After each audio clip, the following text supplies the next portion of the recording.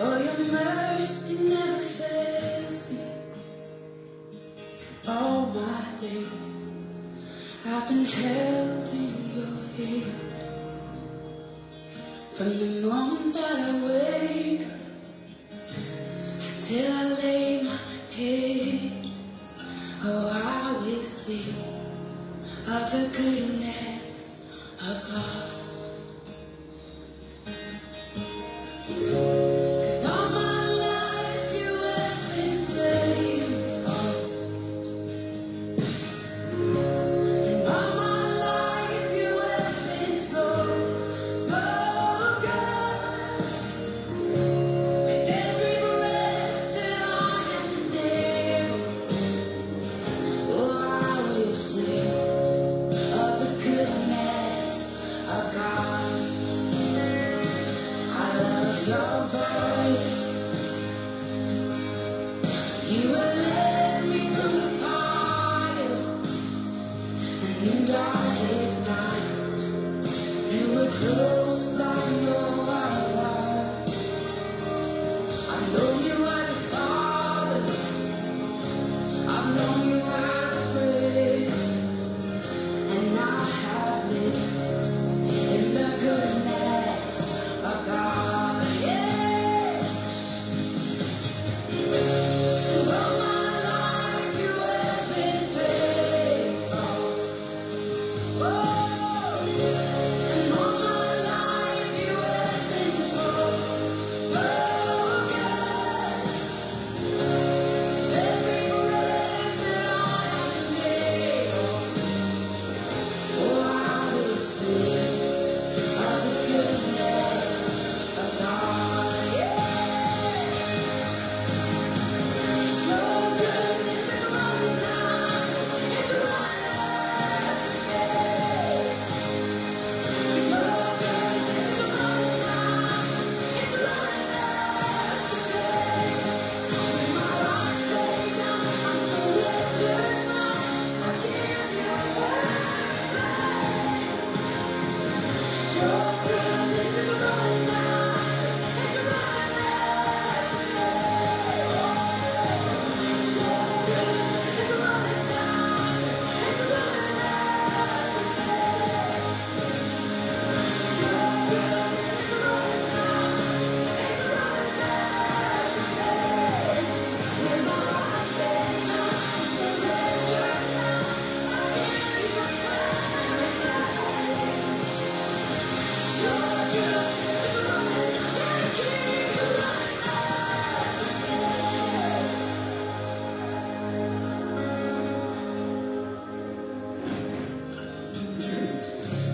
And all my life you have been faithful.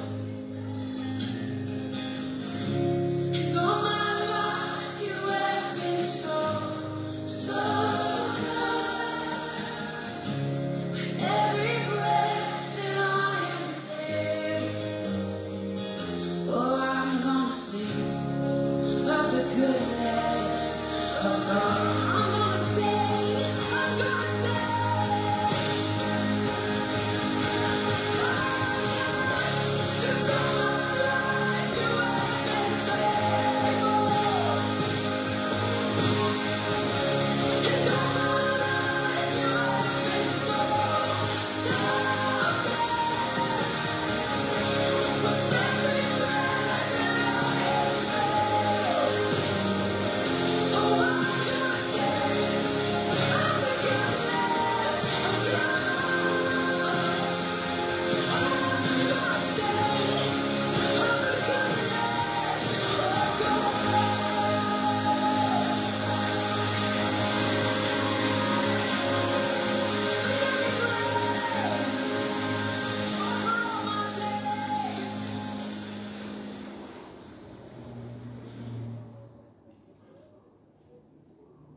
Kay magandang umaga po sa ating lahat dito sa Pilipinas at isang mapagpalang araw sa lahat ng mga nasa iba't ibang dako ng daigdig na ito sa Amerika, sa Canada, sa Singapore at mga iba pang lugar sa New Zealand. Isang mapagpalang araw po sa inyong lahat at purihin po ang Panginoon dahil sa oras na ito'y muli tayo po ay patuloy naluluklok in the holy presence of the living God upang patuloy na mapuno po tayo ng kagalakan in the presence of God. At ito ay magiging tagumpay natin sa patuloy na paglalakbay sa daigdig na ito as we continue to cleave in the presence of the risen Christ up to the end of time. Kaya sa oras na ito ay muli ihanda po natin ang ating mga kaisipan dahil ang kaisipan po natin ay kinakailangan mapasailalim sa pamumuno ng ating mga puso upang bawat mga katotohanan na marinig po natin ay ito ay lubos na maunawaan po natin. Hindi lamang maunawaan, bagkus ito ay magkaroon na po ng katuparan sa ating mga buhay. Kaya po patuloy na ilagak ang ating mga atensyon sa bawat katotohanan na maririnig po natin at siguraduhin na itong oras na ito sa pagkakataon na marinig po natin ay magkakaroon na po ng manifestasyon sa ating mga buhay at hindi na po mahihiwalay ang lahat ng katotohanan bagkus ito ay magkakaroon na po ng buhay na katuparan sa bawat buhay po natin. Dahil ito po ang kalooban po ng ating Panginoon. Kaya po sa oras na ito mula sa Philippians chapter 2, magipagbukas po kayo. Kung may Biblia po kayo, verse 5 hanggang 13. Let this mind be in you, which was also in Christ Jesus, who being in the form of God, thought it not robbery to be equal with God, but made himself of no reputation, and took upon him the form of a servant, and was made in the likeness of men. And being found in fashion as a man, he humbled himself, and became obedient unto death, even the death of the cross.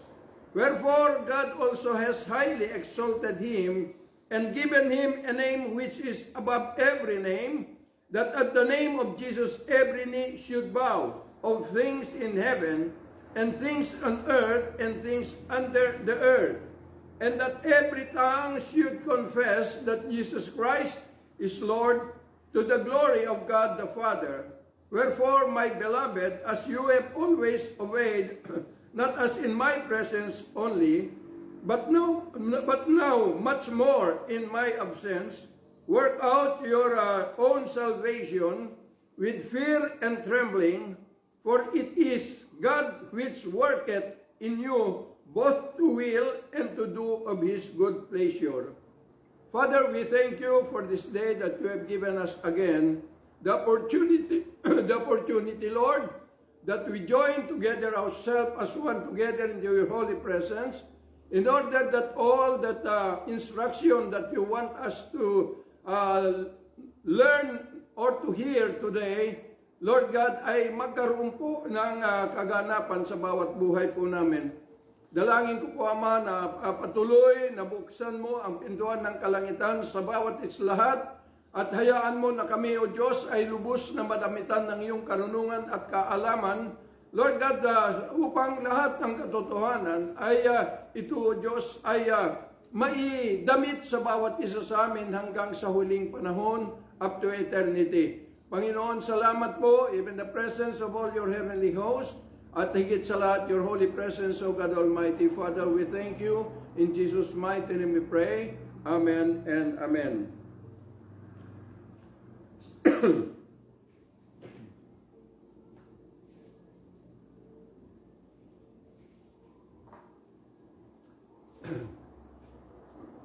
So ang ating pong pag-aaralan ngayon o pag-uusapan ay hinggil po doon sa fulfillment,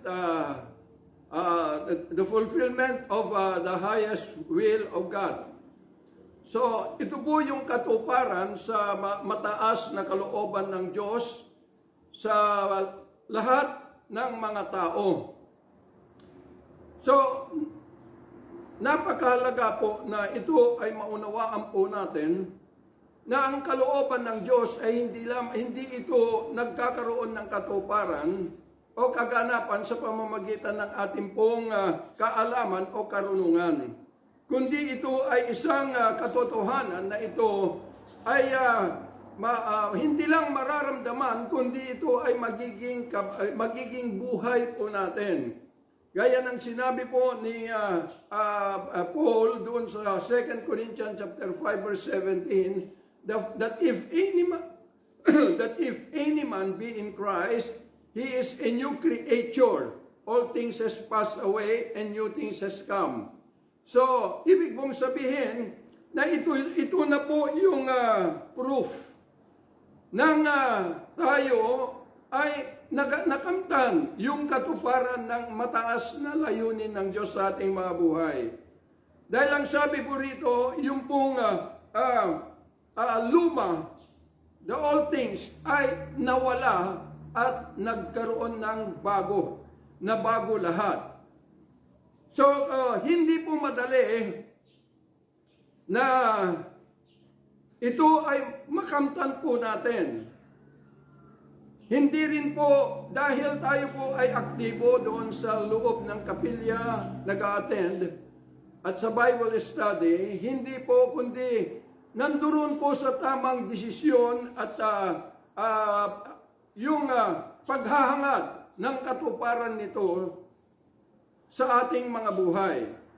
Gaya ng sinabi po ni Paul, na ang sabi niya, wherefore, my beloved, as you have always obeyed, not as in my presence only, but now much more in my absence, work out your salvation with fear and trembling.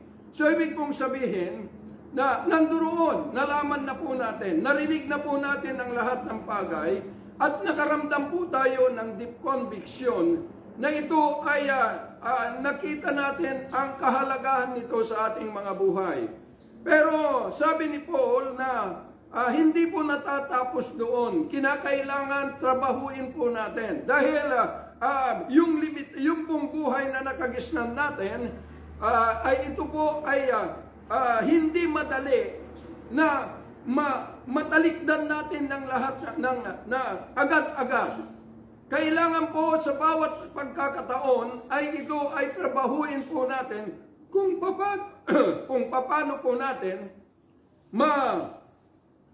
maiiwanan at matatakasan ang buhay na nakagisnan natin dito sa mundong ito. Dahil yung sinabi dito ni Pablo, work out your salvation. Actually, yung salvation na tinatawag dito ay hindi po kung ikaw ay mamatay ay pupunta na sa langit. Hindi po, kundi habang nandito tayo sa daigdig na ito, ay magkaroon na po ng kaganapan. Yung kalayaan natin mula sa kapangyarihan ng Diyos sa mundong ito na walang iba kundi si Satan, na dito na tayo ipinanganak at dito na po nahubog ang ating mga pag-iisip sa mga buhay na ininitiate ni Satan sa mundong ito through the law of the flesh. Dahil hindi lingid sa atin at maging sa banal na kasulatan that the whole world it is the habitation of devils. So, na-conquer po ni Satan ang buong mundo. Kaya po siya na yung nag-initiate, siya na yung nagbigay ng mga tuntunin na ito ay magmamando sa ating kaisipan na dito na po tayo nahubog at nakuha ang ating pong mga katwiran, sari-sariling katwiran. Kaya nga, yung sabi ni Pablo na kinakailangan trabahuin. Pero, ang tanong, gaano mo lubos na nakikita ang kahalagahan ang Panginoong Hesus kaysa yung buhay mo dito sa daigdig? Kailangan ma-realize po natin. Dahil ang sabi po ng banal na kasulatan, na ang sabi niya,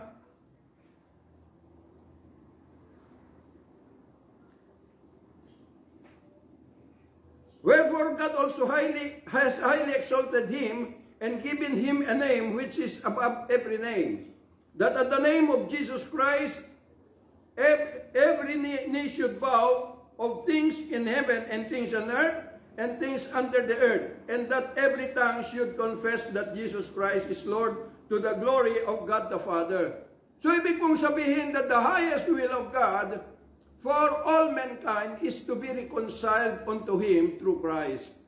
Na ma-reconcile na ang lahat sa Kanya. Kaya lamang, paano marireconcile ay nandun po doon sa pagpapalaga po natin at pagtatrabaho natin sa ating mga buhay kung paano natin matakasan o matalikdan ang kahalagahan ng mundo na ating pong nakagisnan.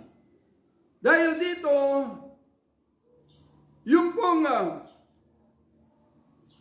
limitasyon ng ating buhay ay dito po malaya kumikilos si Satan para ang tao ay kanyang alipinin.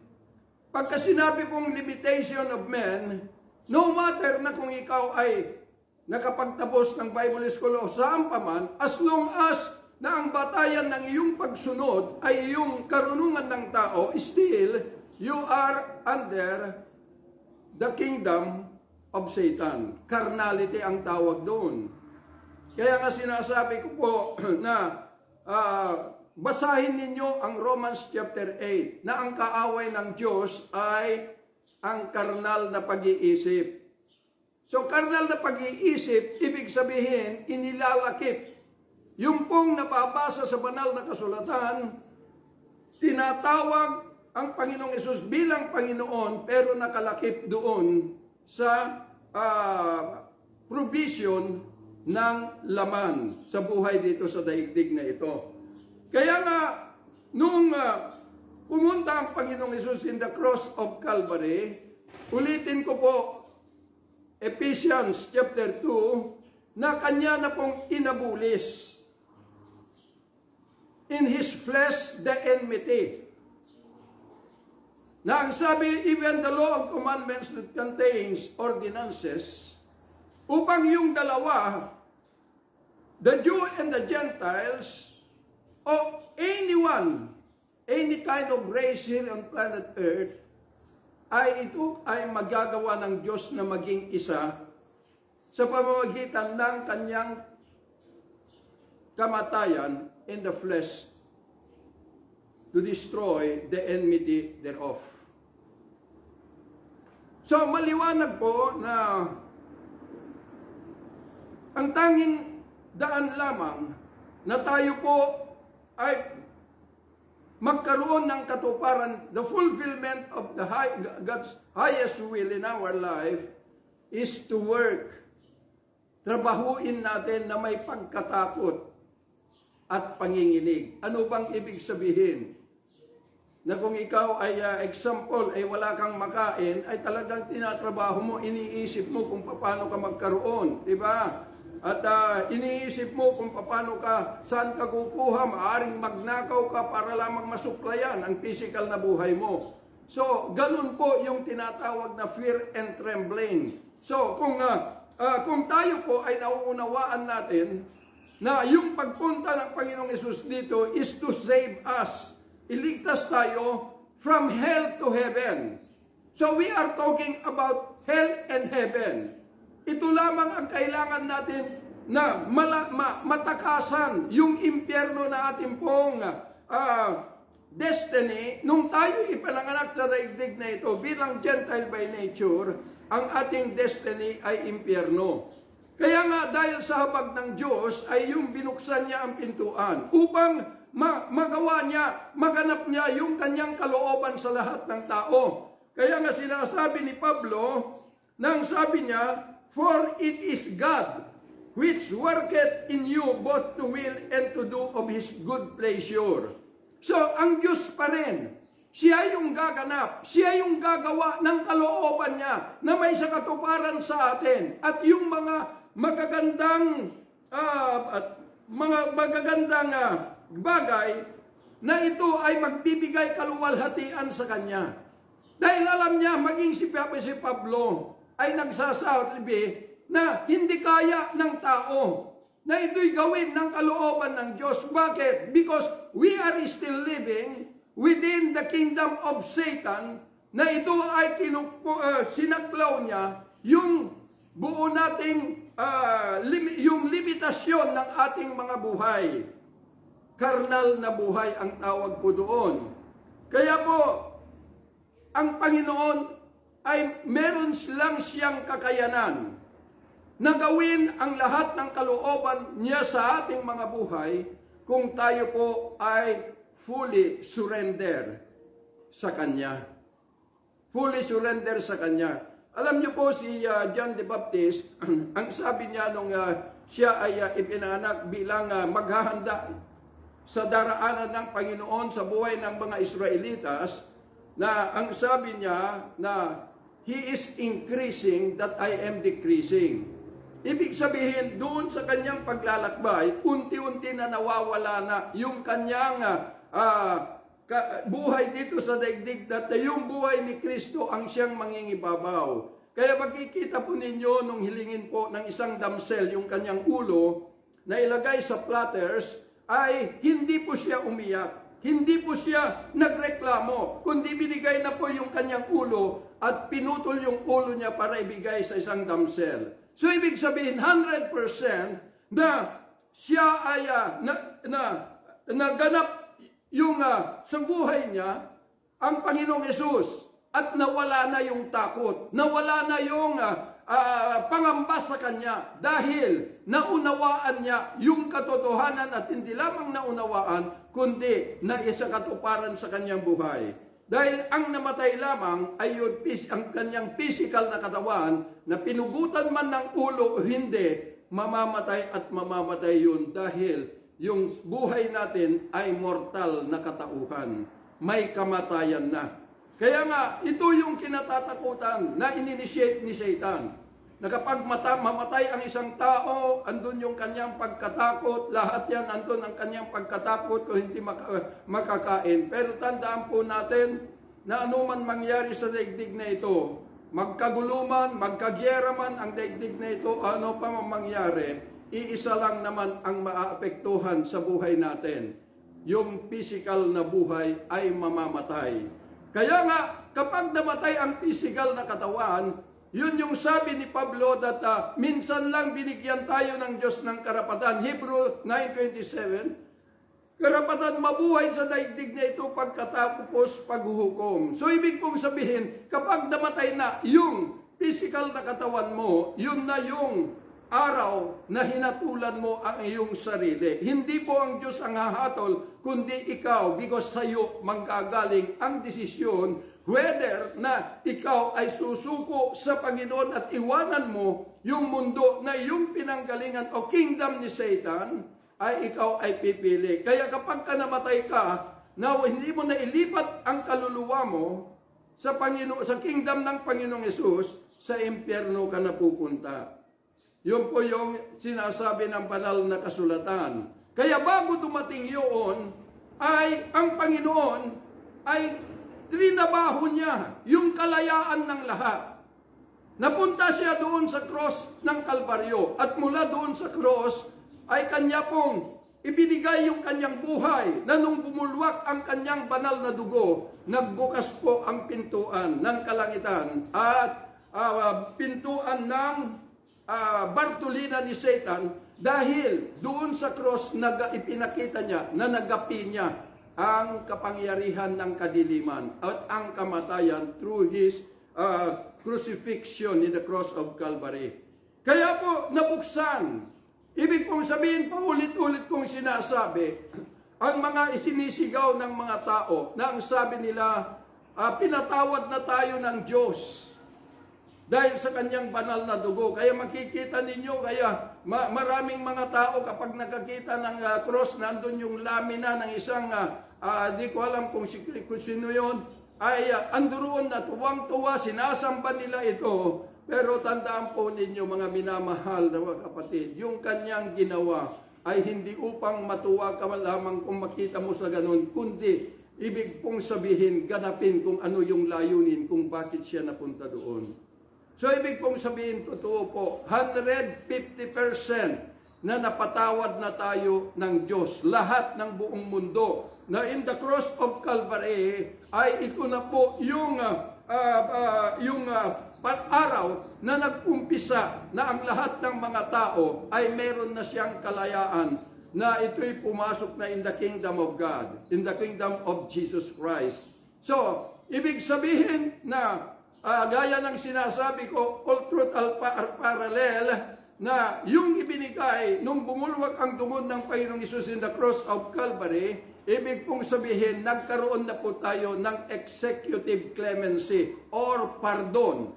Kapag sinabing pardon, napawalang sala na po tayong lahat. Ang masaklap lang dito, yung nakagisnan nating buhay dahil ipinanganak na tayo sa loob ng bilangguan ni Satan at dito na tayo lumaki at dito na nahubog ang ating mga pag-iisip at dito na nahubog yung pong attention natin kung ano ang mahalaga sa buhay na ito ay ininitiate ang physical na buhay ay mahalaga, kaya ito yung ipinaglalaban, pati moral na kaisipan, ito ay ipinaglalaban. Kaya po, magkikita natin na ang problema kung paano ka lalabas. Yun yung sinasabi ni Pablo, to work out your salvation with fear and trembling. Lumabas ka na. Iwanan mo na kung ano yung kaisipan, kung ano yung buhay na nakagisnan mo, kultura na nakagisnan mo sa daigdig na ito. Bagamat meron pong Biblia at tinuro ng ating mga ninuno, at ang ipinapakilala pa rin ni Satan ay ang Panginoong Hesus. Pero di natin namalayan, we are unaware, na ang Diyos na siyang kumikilos sa buhay natin, nung mula pa nang ipanganak tayo, ay walang iba kundi si Satanas at kanyang mga kampon. The whole world is a habitation of devils. Kaya yun po yung problema. Dahil hindi natin maiwanan. At paano magtatrabaho ang Diyos sa kanyang kalooban sa atin, ay kung tayo po ay fully surrender in His presence. Hindi maaari na ipinaglalaban mo yung buhay na laman dahil nandito yung pagpapahalaga mo at sasabihin ang Panginoon mo ay Panginoong Hesus. Hindi po. Dahil tandaan po natin na sabi ng Panginoong Hesus, you cannot serve two masters. It's either na iwanan mo si Satanas at lumipat ka na sa akin. Maaring sabihin natin kung malaya na tayo, Pastor,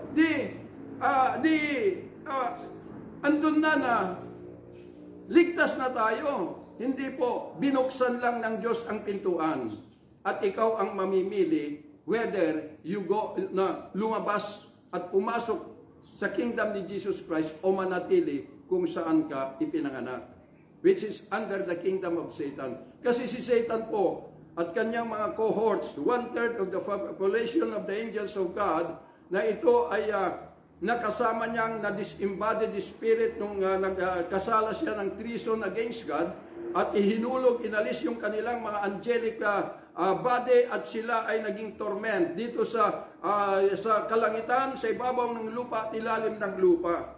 Kaya po doon sa kanila pong paghatol ng Diyos nung nakonquer niya ang buong mundo, siya ay hindi titigil hanggat hindi ito mahahatulan sa apoy ng impyerno, and that will be the day of Armageddon. Kaya habang tayo po ay nabubuhay dito, ay nanduroon na kumikilos siya.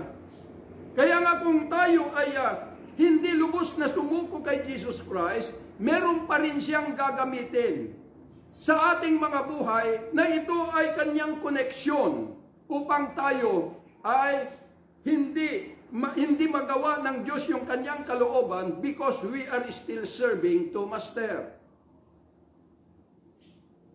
Kaya kailangan natin na sumuko ng lubusan.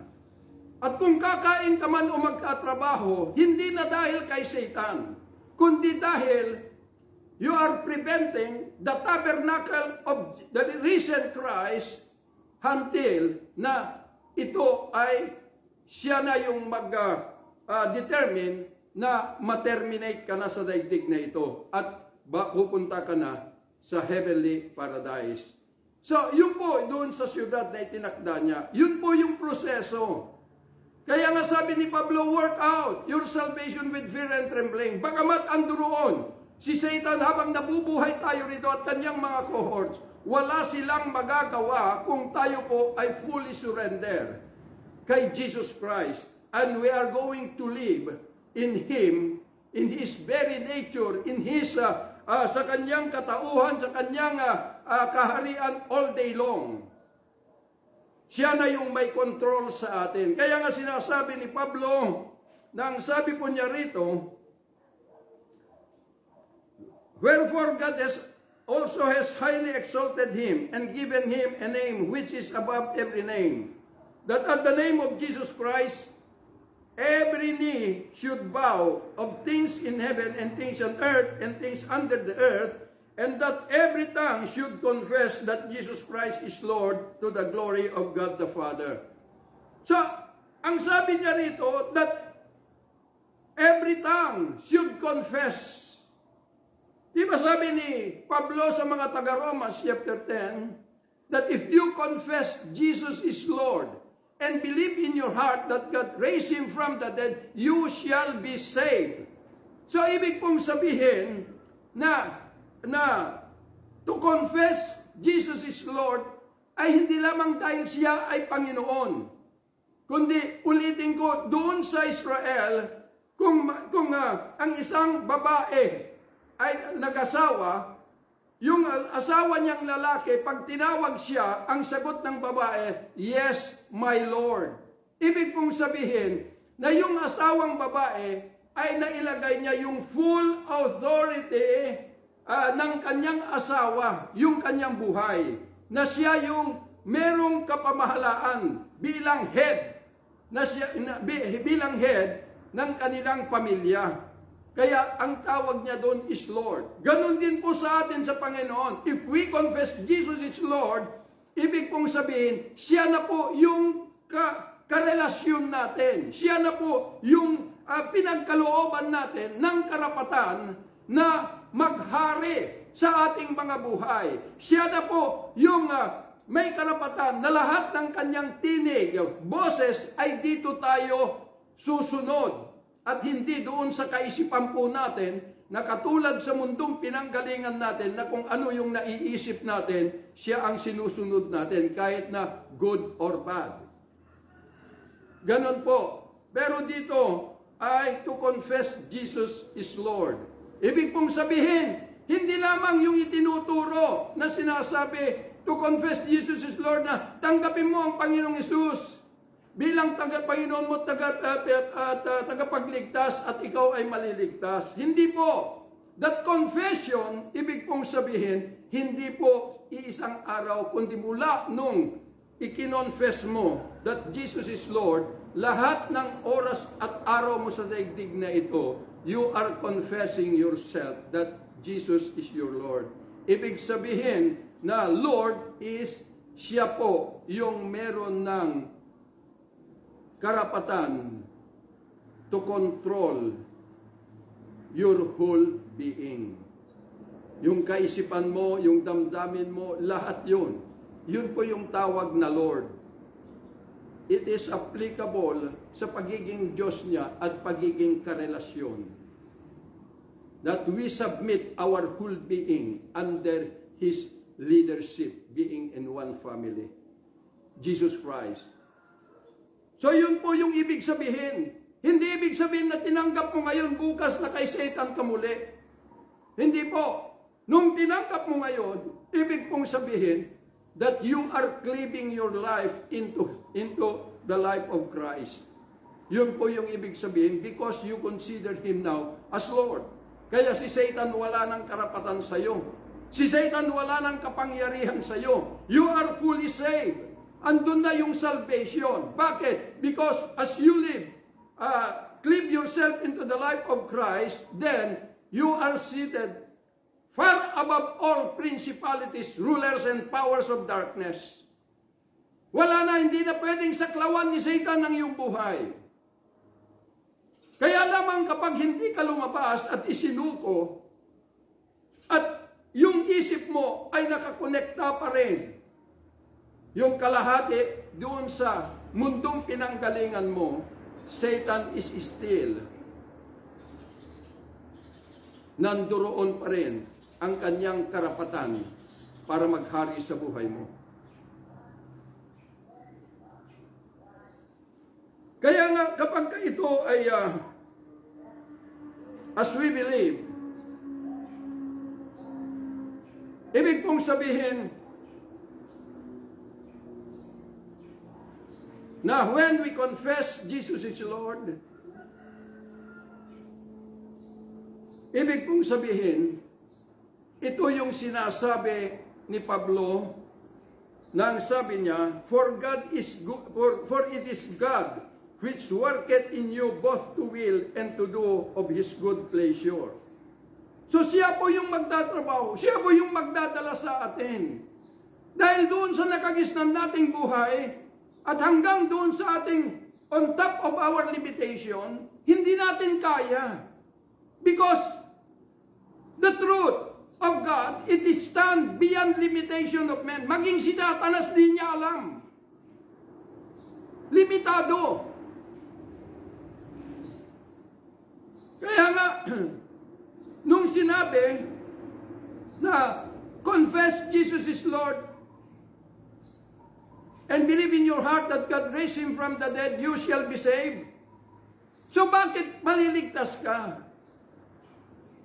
Because when you are a believer and you receive Christ being your covenant, Lord, being Lord, not establish your covenant relationship to God, then the Spirit na nanggaling sa Kanya ay idinamit niya sa iyo upang maging buo kang tunay na tao na kaakibat doon sa paglikha ng Diyos. Noon, wala pang kasalanan. Subuo ka. Ibig sabihin na ito na yung katuparan ng sinabi ni Paul na ang nakakakilala lamang sa Diyos ay yung Espiritu na nanggaling sa Kanya. Kaya kapag ka naidabit na sa iyo, ikaw ay maniniwala na siya'y buhay dahil kilala mo siya because of that Spirit na ito'y naging kabahagi ng buo mong pagkatao na galing sa Diyos. Galing kay, from the risen Christ. Kaya yung confession mo is true. Dahil kilala mo na siya. Alangan na mag-aasawa ka, yung babae at mag-asawa, na hindi niya makikilala yung kanyang asawa. Ganon din sa atin, paano tayo makipag-covenant kay Jesus Christ kung hindi mo siya makikilala? Dahil ang may kilala lamang sa iyo apart from Christ ay yung Espiritu na nasa sa iyo, which is the spirit of this world. Kung marites ka, di mo aminin na marites ka, di ba?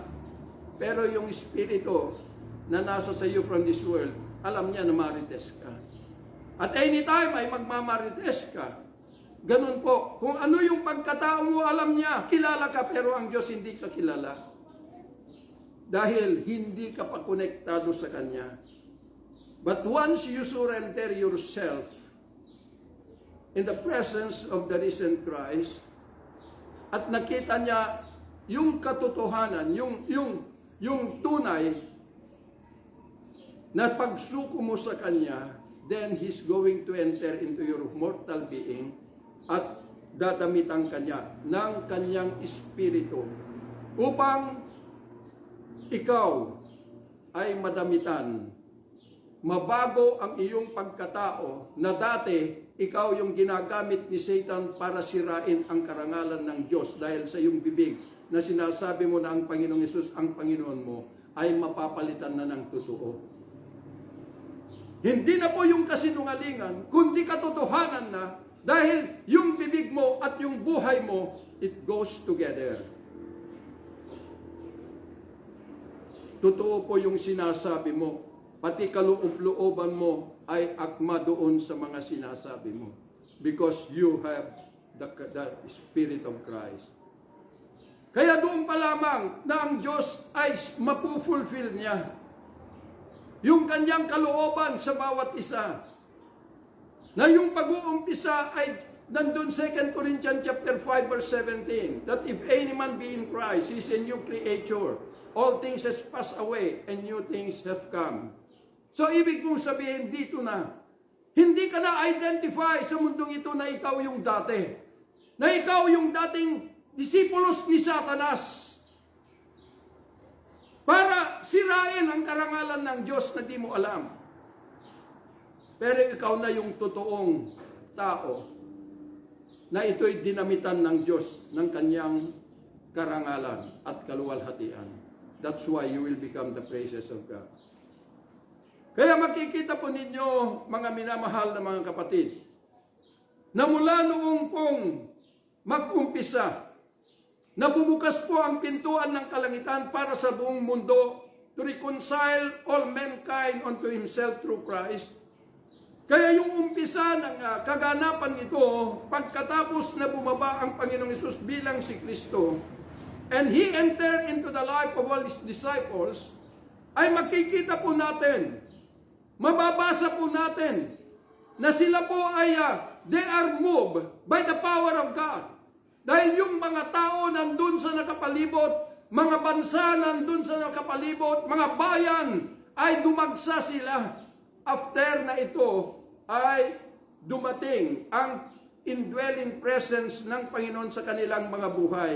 At dito na nagpakilala ang Panginoon sa kanyang mga bayan. Kaya po yung mga tao, hindi dahil nakita nila itong mga disipulos, pero nakita nila that living Christ ay nanduroon through His disciples. Kaya signs and wonders shall follow them that believe. Kaya makikita po ninyo, ito na po yung katuparan ng sinabi po ng Panginoong Hesus doon sa Mark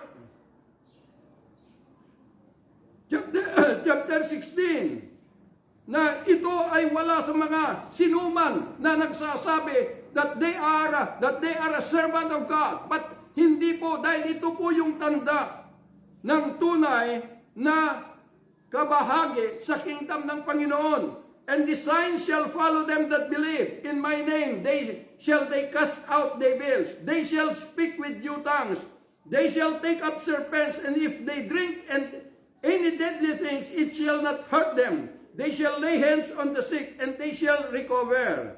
So, makikita po natin na yung pong pagpasok natin sa buhay ng Panginoong Hesus, ay tayo po ay dadamitan ng kapangyarihan na ito'y magdadala sa atin upang yung katauhan ng Panginoong Hesus ay mahayag. Bagamat siya po, yung physical na katawan niya ay iginip up na para sa ating lahat, pero dahil sa iyo, kapatid, ito ay mahahayag yung kanyang buhay na presensya in this world. Kaya makikita natin, nagpatuloy yung pong mga pagkilos ng Panginoon, demonstrating all truth through His Spirit and power sa lahat ng kanyang mga disipulos at mga tao na ito ay naniniwala na pabilang sa iglesia. Sila na yung mga tao na nagpatuloy doon sa kapangyarihan. Kaya po, andun yung persecution, andun yung malaking hadlang sa kanilang daraanan because of Romans. Kasi ilang tao, ilang Kristiyano sa loob ng katakomb na kanilang pong binutas doon sila nagtatago para mag-aral ng salita ng Diyos. Na dito natagpuan ni Pablo sila. Anong ginawa ng mga Romans? Pinapakain sa leon. Sinusunog sila. Doon sa gitna ng dungeon, doon sa gitna ng plaza, ng mga tao sa mga Romans, kapag kinain ng leon, sila tuwang-tuwa. Pero itong mga Kristiyano, sila ay nagpakamartir. Hindi sila natakot, kundi sila ay nagagalak, na sila ay mamamatay sila, yung physical na katawan nila because of Christ. Mas ninais pa nilang mamatay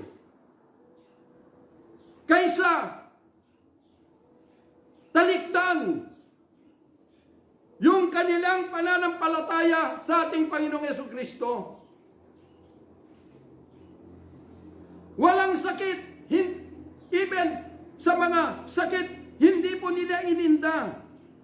Kaya nga sabi ni Pablo doon sa Romans chapter 8, nang sabi niya, for I am, dito basahin ko po sa 35, who shall separate us from the love of Christ? Shall tribulation or distress, or persecution, or famine, or nakedness, or peril, or sword?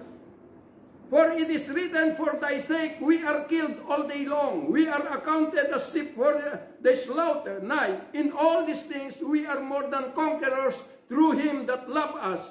For I am persuaded that neither death, nor life, nor angels, nor principalities, nor powers, nor things present, nor things to come, nor height, nor depth, no, nor any other creature shall be able to separate us from the love of Christ, which is in Christ Jesus our Lord.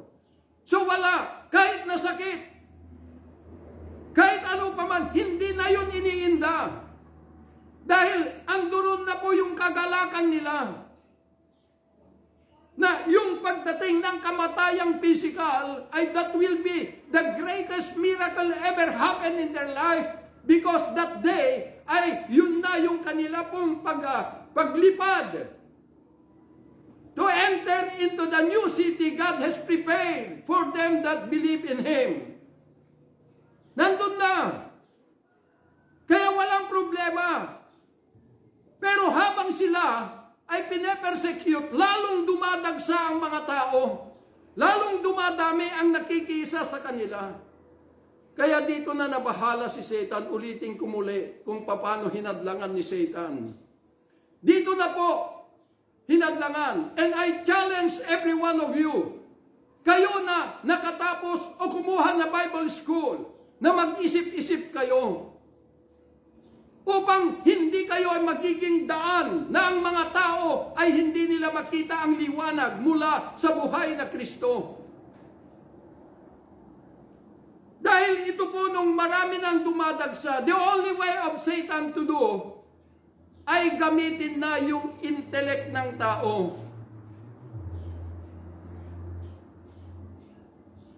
Kaya dito noong ibangon ang Bible School noong 19th century, that is 19th century, ay 1801. Mag-uumpisa January 1 ang 19th century. 1801. Na noong dito na po ay pinag-aralan ng tao itong banal na kasulatan, in-interpret by their own understanding. So, dito ay nag-umpisa ang Bible School in America and Canada na ibinangon ni Mr. Simpson noong 1882 at si Mr. Moody noong 1887 na ibinangon niya yung Moody Bible School, Bible Institute, na ito ay dinaluha ng marami dahil naniniwala ang tao na yung Biblia ay yun na yung salita ng Diyos. Kaya itinuro po, kaya maraming mga Christian denominations na nagtayo ng Bible School sa North Korea, sa iba't ibang mga dako. Marami at marami pong pumasok dahil sa kagustuhan nila na maglingkod sa Diyos, dahil ito po ay kanila pong ini-inject sa tao na sa pamagitan ng pag-aaral ng Bible School ay dito ka lamang makakapag-serve sa buhay na Diyos.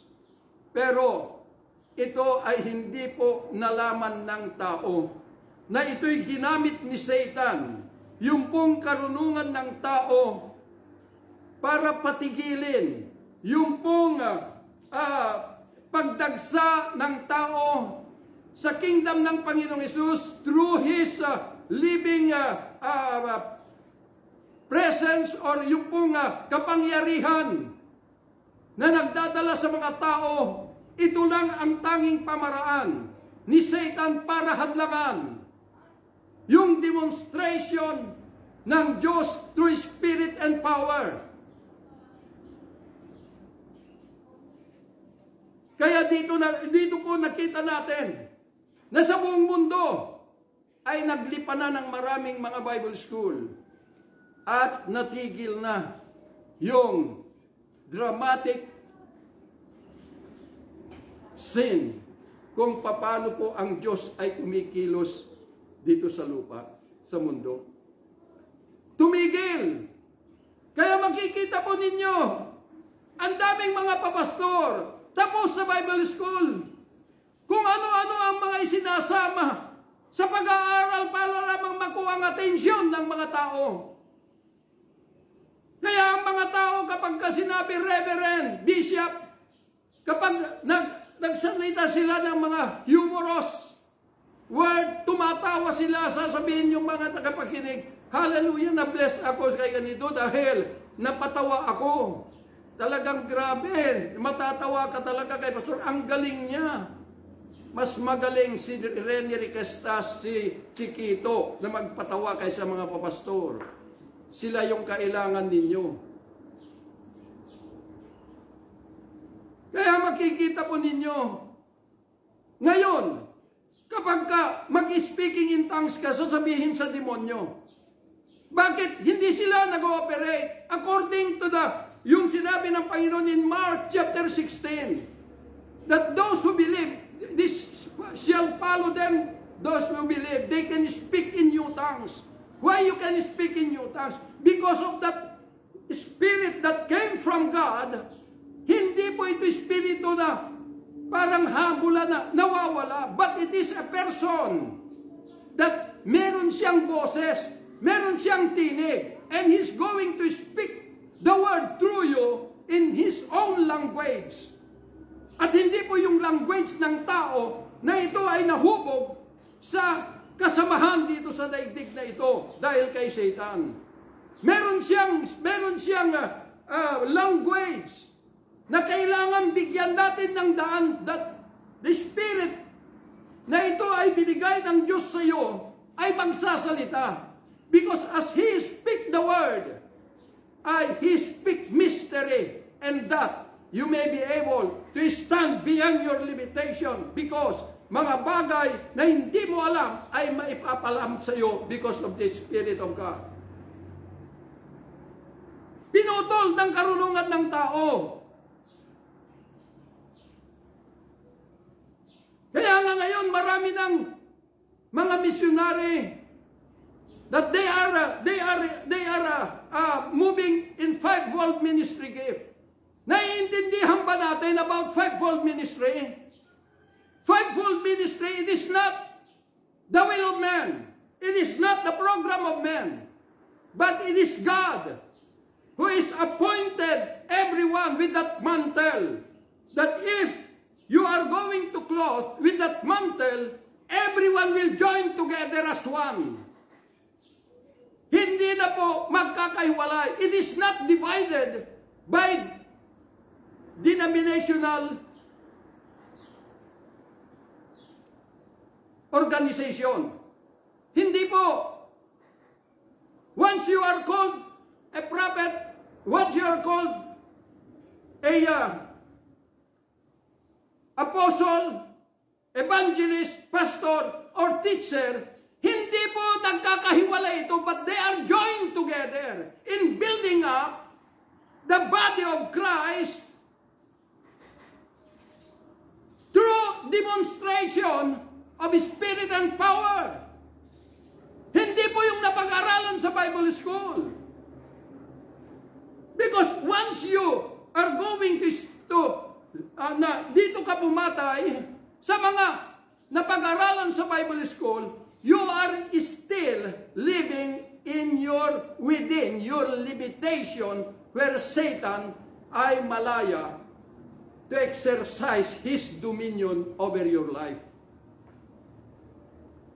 Mga kapatid, challenge ko po sa inyong lahat, whether you are a bishop, whether you are a reverend, sumuko ka ng lubusan kay Jesus, then God is going to lift you up for you to become a real witness unto Christ.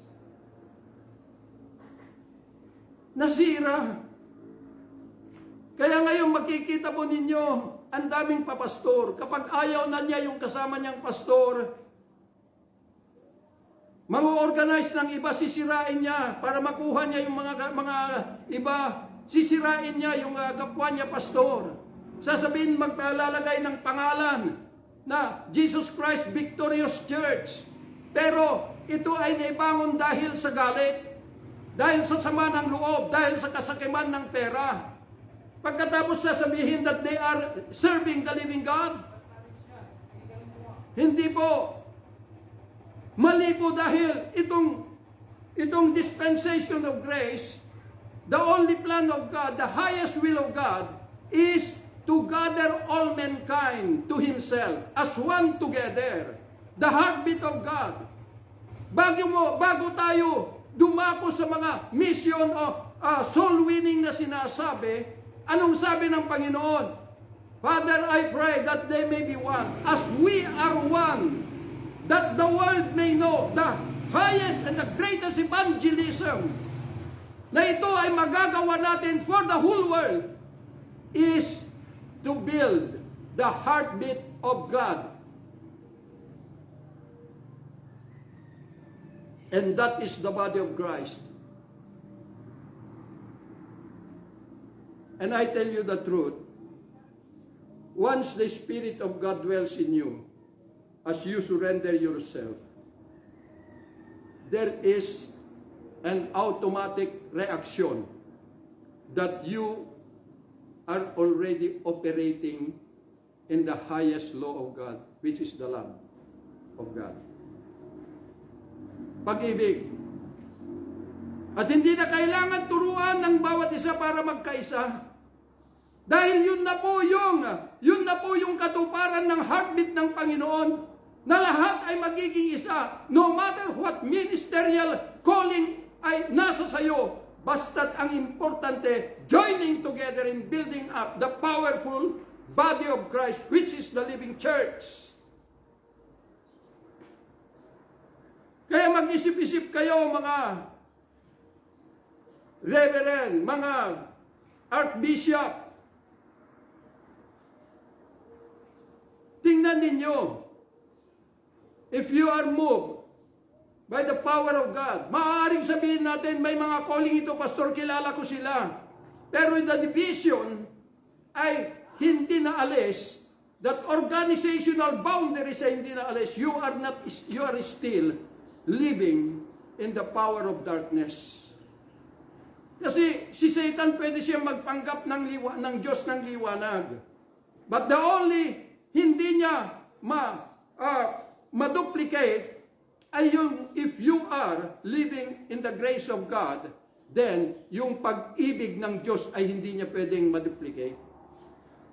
At yun, yung kailangan. Una sa lahat, once you have the love of Christ, then una sa lahat na ito ay kailangan mong ma-accomplish before you go is to connect yourself as one together in the body of Christ.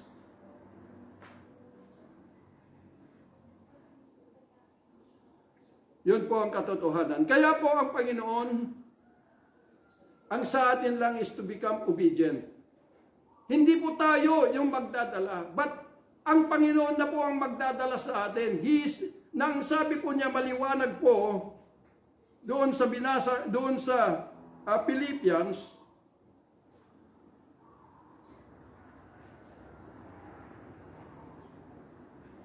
for it is God which worketh in you both to will and to do of His good pleasure. Kaya nga, Ephesians chapter 3 verse 20, to Him who is able to do exceedingly and abundantly, more than what you think or ask, the power that works within us.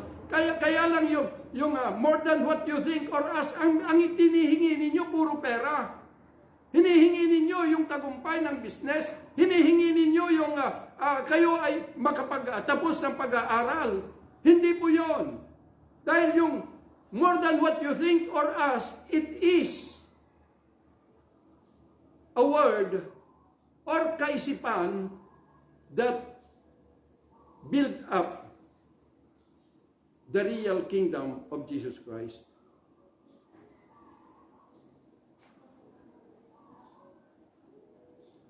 Kaya po mga minamahal na mga kapatid, huwag nating gamitin sa hindi tamang paggamit ang mga salita na ito ay magbibigay kaluwalhatian sa ating buhay na Diyos.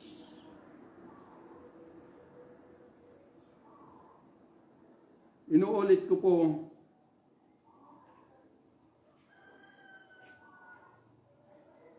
walang ibang ninais ng Panginoon in this end time decade, kundi may sakatuparan niya sa bawat isa sa atin yung kanyang kalooban.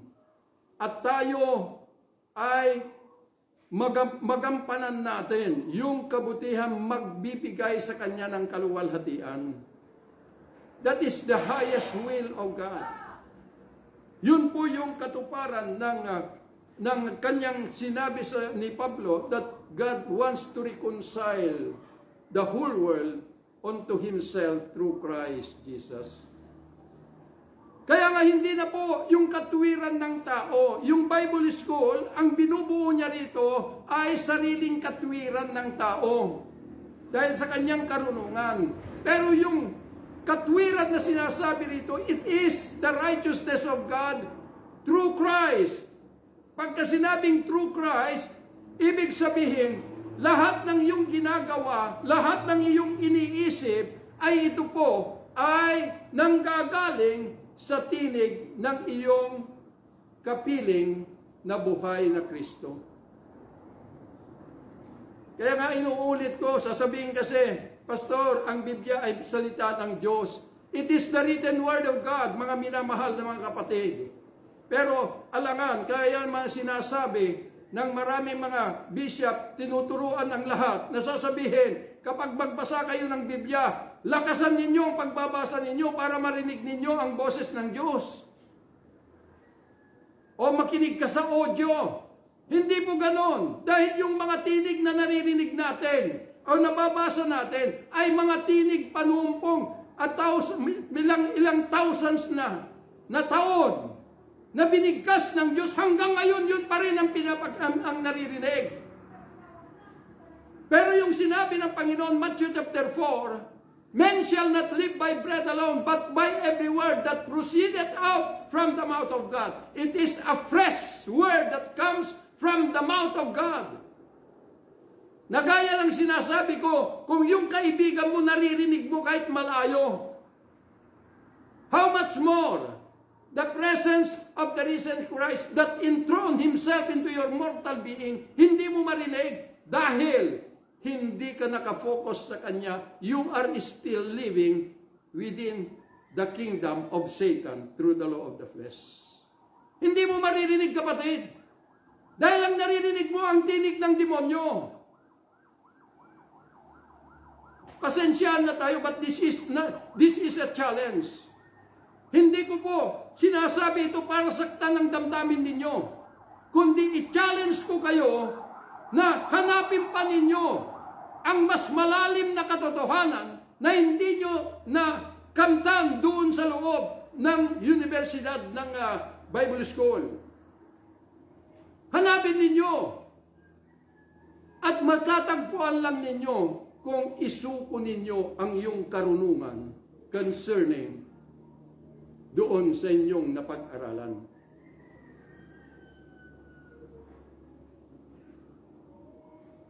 Kasi maraming magsasabi, Pastor, nananakit ka ng damdamin. The Word of God is sharper than any two-edged sword. Kapag hindi dumating ang hapdi sa iyo, ibig kong sabihin, hindi mo pa nakikita ang katotohanan. Because truth is stand against the life na ito'y nakagisnan po natin.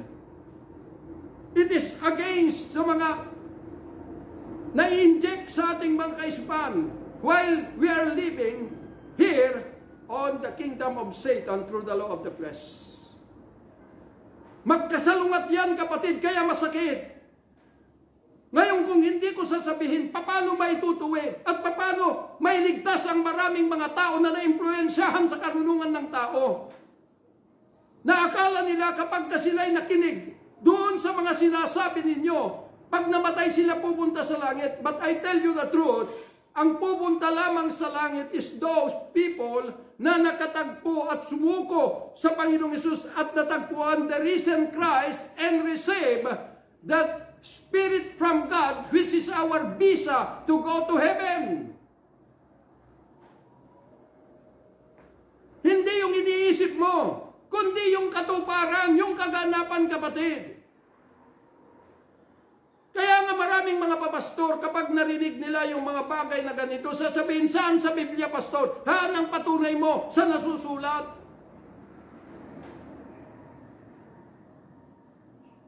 Huwag niyong hanapin ang proof sa nasusulat. Because yung nangyayari sa buhay mo from the presence of the risen Christ is higher and above what it is written. Higher and above what is written.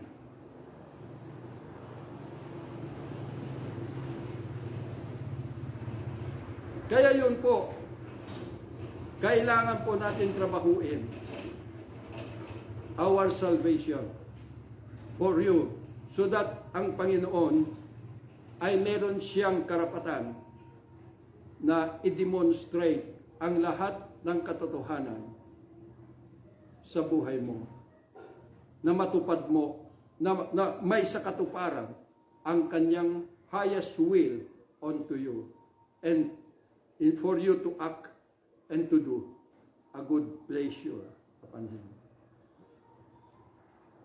Mahal po tayo ng Diyos. Kaya lamang paano natin mailagak ang pag-ibig natin sa Kanya kung walang mga katotohanan na ito ay mahahayag. Kung hanggang doon lamang sa limitasyon ng tao tayo nakikinig, saan tayo hahanto? Sa impyerno, kapatid. Because lahat ng kaluluwa na ito'y bilanggo sa karnal na buhay o karnal na pag-iisip ay hindi po makakapasok sa kaharian ng Diyos. Kaya nga sabi ng Panginoon sa kanyang bayan, if you do not surpass the righteousness of the Pharisees, the same you cannot enter the kingdom of God.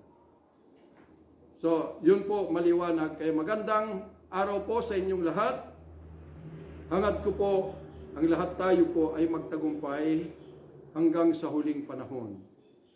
Kaya, anuman ang mangyari, we need to focus our attention to the presence of the risen Christ. Hanapin natin. At huwag kayong magsasalita sa bagay na di ninyo kayang patunayan sa buhay ninyo.